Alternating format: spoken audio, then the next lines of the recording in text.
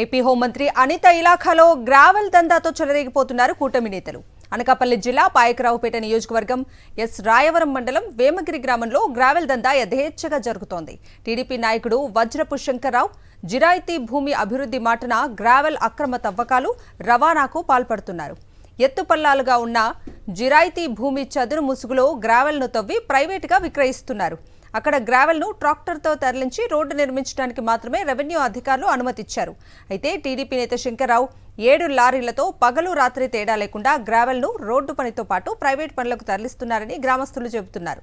ఊరిలో నిత్యం లారీల రాకపోకలతో ఇబ్బందులు పడుతున్నామని వారు చెప్పారు. గ్రావెల్ను అక్రమంగా తవ్వి ప్రైవేట్గా విక్రయాలు జరుపుతున్నా రెవెన్యూ అధికారులు పట్టించుకోవట్లేదని ఆరోపిస్తున్నారు.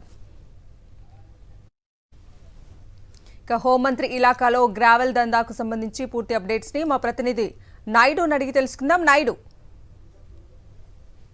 నియోజకవర్గం పాయకరావుపేటలో గ్రావెల్ దందా జరుగుతుంది. జిరాయితీ భూమి అభివృద్ధి మాటన అక్రమాలకు పాల్పడుతున్నారు. ప్రైవేట్ గా గ్రావెల్ అమ్మకాలు పెద్ద ఎత్తున పాయకరావుపేట నియోజకవర్గంలో జరుగుతున్నప్పటికీ కూడా అధికారులు అటువైపు కన్నెత్తి చూడడం లేదు. పాయకరావుపేట నియోజకవర్గ పరిధిలో ఎసరాయవరం మండలం వేమగిరిలో ఈ గ్రావెల్ దందా అనేది గత కొన్ని రోజులుగా యథేచ్ఛగా జరుగుతుంది. వేమగిరి గ్రామం వద్ద ఎత్తుపల్లాలుగా ఉన్న జిరాయితీ భూమి చదును ముసుగులోని ఈ అక్రమాలు జరుగుతున్నాయి.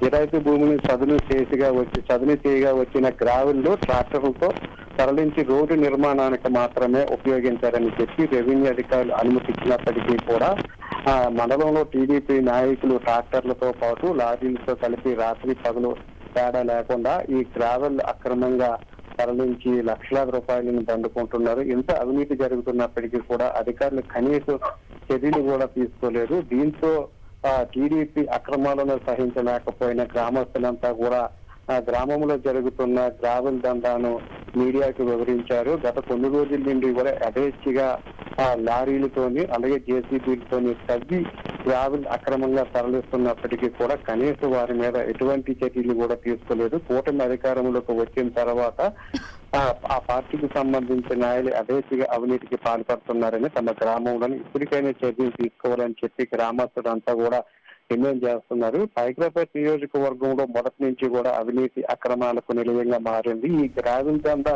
జరగడానికి కొన్ని రోజుల ముందు ఇటీవల జరిగిన సంక్రాంతిలో విచ్చలవిడిగా పేకాట అలాగే గుల్లాటలు జరిగాయి. కోడి పందాలు కూడా అదుపు లేకుండా జరిగాయి. అంతకు ముందు మద్యం బెల్ట్ షాపులకు సంబంధించి బహిరంగంగానే వేలంపాటల్లో జరిగిన పరిస్థితి కూడా పాయకరావుపేట నియోజకవర్గంలో జరిగింది. నేరాలను నియంత్రించాల్సిన హోంమంత్రి నియోజకవర్గంలోనే అదుపు లేకుండా నేరాలు అవినీతి జరుగుతుండడం మీద పెద్ద ఎత్తున విమర్శలు అయితే తలెత్తుతున్నాయి. Kavitha. Right Naidu, thank you.